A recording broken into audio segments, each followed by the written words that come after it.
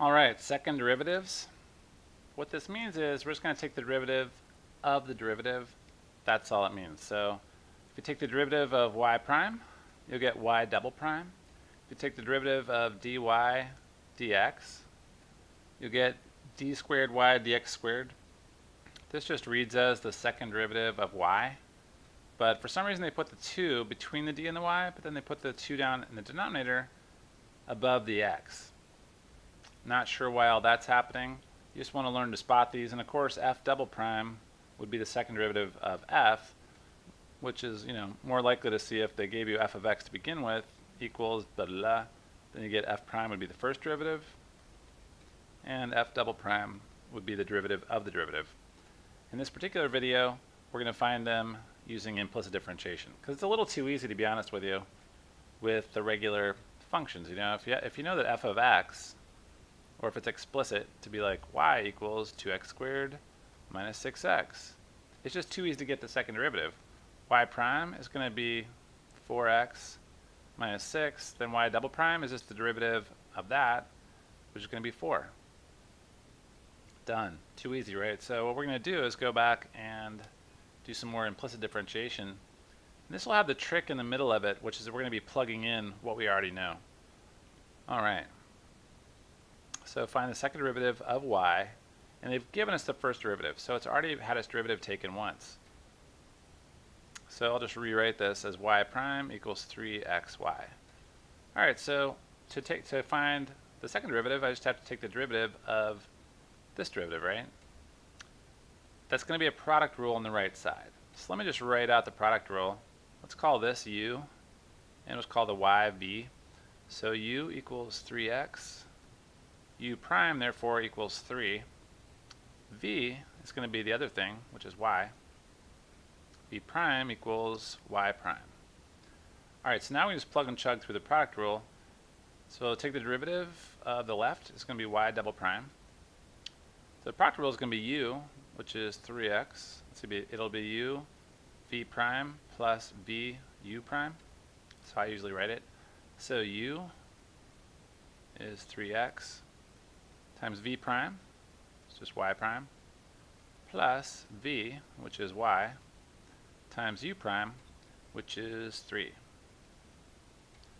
Alright, so y double prime equals 3x times y prime plus 3y. Now, are we done?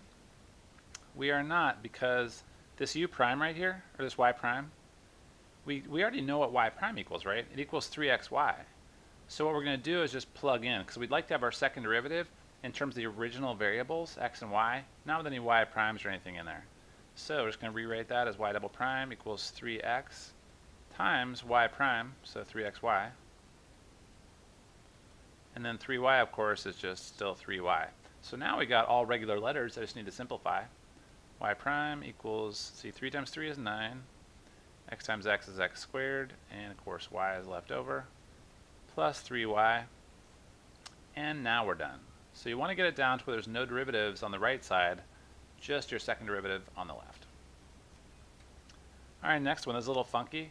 If you recognize this, it's a parabola, because it has x and y are both squared, but instead of a plus sign, it's got a minus sign, which means it's a hyperbola. Sorry, did I say parabola? I meant hyperbola, the crazy like this thing when you're graphing conic sections. Anyway, second derivative of this, since there's no derivatives in this already, that means we're going to have to take the derivative twice in order to get the answer. So if we take the derivative once, we'll get 2x minus the derivative of y squared is just 2y times y prime, right? Don't want to forget that y prime. And then 15, derivative of a constant, is just 0. All right, so now I need to solve for y prime. We don't have to, but it's way easier if I just solve for y prime first and then take the second derivative, or take the derivative again. So what I'll do is just subtract 2x from both sides. Those cancel, so I get negative 2y times y prime equals negative 2x. Now to get y prime by itself, I'll divide by negative 2y. That cancels that, so I get y prime equals negative 2 cancels negative 2, and I just get x over y. Alright, so now I've got y prime equals x over y. There's actually a good reason for this. I'm going to need y prime in a second, so it's good that I solved for it here. But now that I've got this, I can take the derivative of this whole equation, and that'll get me a y double prime, right? Which is what I want. I want the second derivative of y. So I need to take the derivative again. On the left, I'll just get y double prime, because the derivative of y prime is y double prime. And then this xy thing is actually a quotient rule deal. So the numerator is called u, and the denominator is called v on the quotient rule. If you're not totally solid on that, just go ahead and watch my product and quotient rule videos in the previous chapter with the chain rule included. And because there's actually two chapters that I've got about quotient and product rules. One is without the chain rule, and one is with. And of course, they sandwich the chain rule chapter, which is also extremely informative viewing if you haven't checked that out yet. All right, so the quotient rule is just v times u prime minus u v prime all over v squared. So our y double prime here, derivative of x over y. Let's see. Oh, we got to get our u and our v and stuff. U is going to equal x. So u prime is just going to equal 1. V equals this thing right here, y. And v prime, therefore, equals y prime. Because the derivative of y is not just 1, it's y prime. All right, so now I'm just going to plug and chug through the quotient rule and drop that into my equation down here with the y double prime. So I got v first, which is y. And when multiplied by the u prime, which is 1, so nothing. Then minus u, which is x, times v prime, which is y prime, all over v squared, which in this case is y squared. Because v is y, so if I square it, it's just y squared. All right, so at this point, I'm not actually done.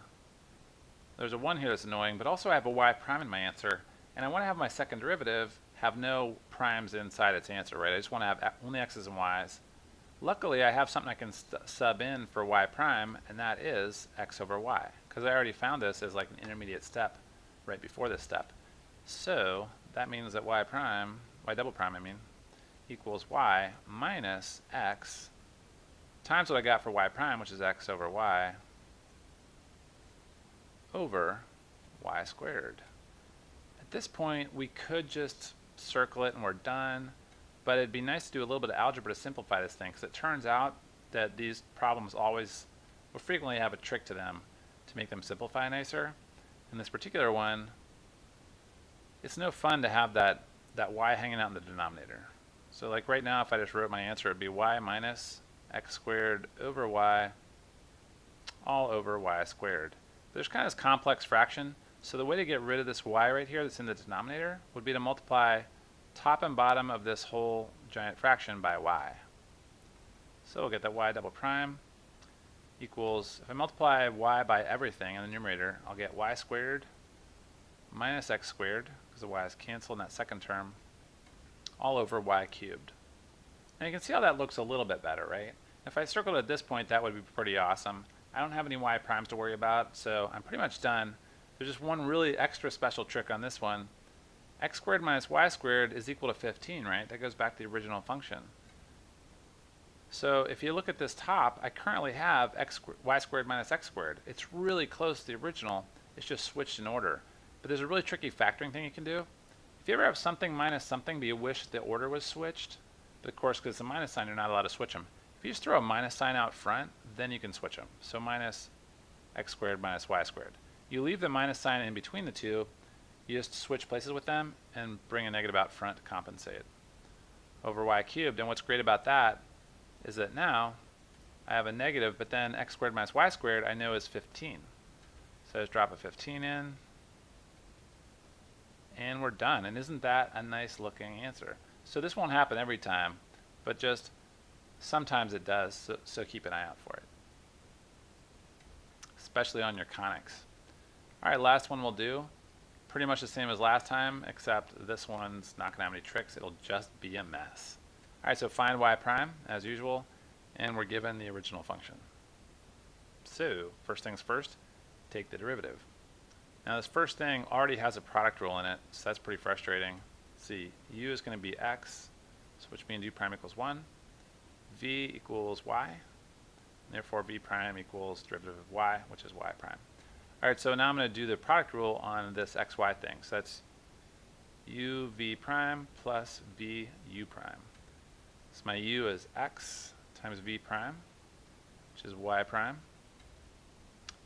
plus v, y, times u prime, which is 1. All right, so that was just the derivative of xy.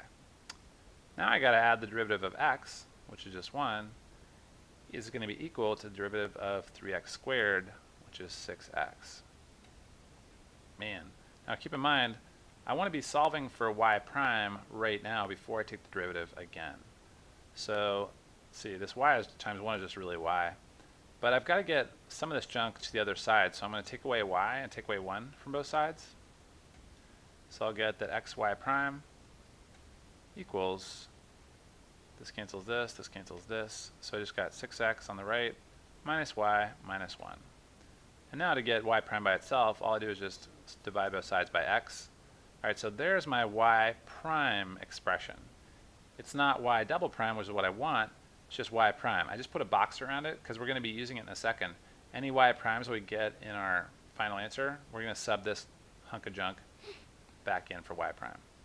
So at this point I take the derivative of both sides in order to turn that y prime into a y double prime, which is what I wanted. Or what they asked for, I should say. I don't care.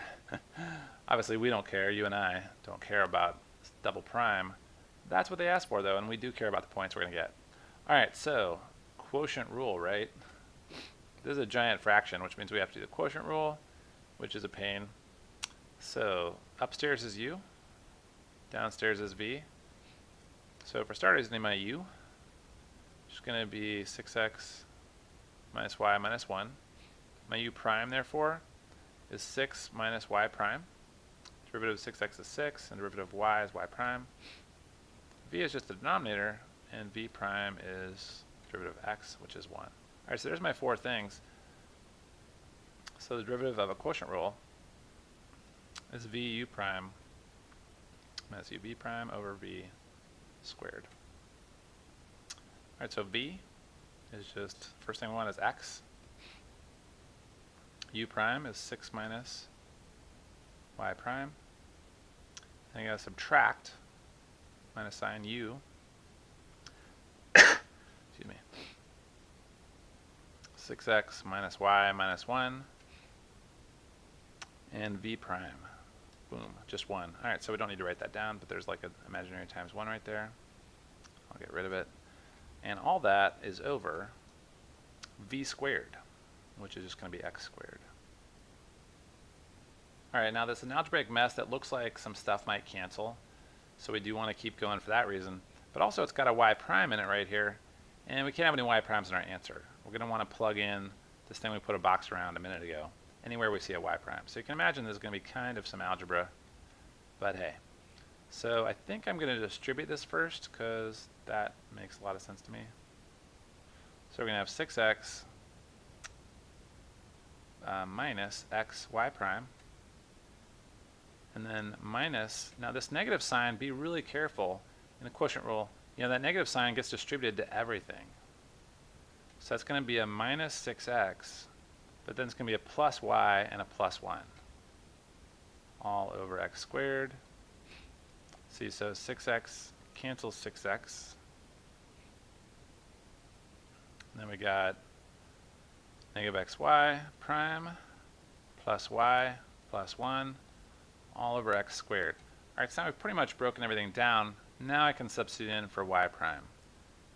So I'm going to have negative x times this y prime right here. I'm going to replace with what's in the box for y prime. So that's going to be 6x minus y minus 1 all over x. That was that term, and then I got a plus y plus 1 all over x squared. Alright, so something kind of cool happens here. This x cancels this x, since one's numerator, one's denominator. But once again, I got to distribute out a negative sign. So I got negative 6x plus y plus 1. And then I got a plus y plus 1 all over x squared. So my final answer, got a bunch of stuff I can combine here. Y plus y is 2y. Negative 6x is negative 6x. Plus 1 is plus 2. And downstairs I got x squared. Alright, that was some painful algebra, but that is ultimately what y double prime is equal to. That's going to happen a lot when you do second derivatives. It's just kind of a pain. There's some substitution. It's slow going, a lot of simplification, but that's where it's at. The key thing to remember is you don't want any primes in your double prime answer. So you just got to substitute in whatever you get for y prime, substitute that in at the end. And as always with any implicit differentiation problem, you just want to be real careful. The derivative of anything that has a y in it has got to have a y prime as part of that term. So keep that in mind. All right, so now that you're a master of implicit differentiation, we're going to use this in a giant chapter that's got some really scary word problems called related rates. But ultimately, that's just going to be like implicit differentiation. The only difference is that in this chapter, we were taking derivatives of everything in terms of x. In the next chapter, in related rates, we're going to take the derivative of everything with respect to t, even if there's not a time or a t in the problem. So for example, if we had the classic equation area equals pi r squared of a circle, I can take the derivative of this with respect to r or a or any letter I want. But in related rates, since we care about time or the rate something's happening, we're always going to take the derivative with respect to t. So what's the derivative of a with respect to t? This is going to look familiar from this chapter. It's just dA dt. And then pi is just pi, but then what's the derivative of r squared with respect to t? Well, use a power rule, so you get 2r. But then, just like whenever you have a y term in this chapter, we had to put a y prime afterwards. Derivative of r squared is actually 2r times dr dt. So you can see how in the related rates chapter, we're going to keep drilling this, which is when you take the derivative of something, you've got to put a d whatever next to it, just like in this chapter, we always had to put a y prime or dy dx next to every y term we took the derivative. That's just the way it goes, but I'm pretty sure that they teach you this implicit differentiation stuff just as a way to introduce you to the concept of these dy dx's and stuff and y primes, so that when you get to related rates and you're actually doing word problems that mean something or sort of simulate real life, you're you're used to this whole, ooh, got to put a dr dt or a dA dt or dy dx or whatever next to all our derivatives. I know that's confusing. I just want to mention it now because I'm going to be telling it to you a bunch more times in related rates. Hope to see you there.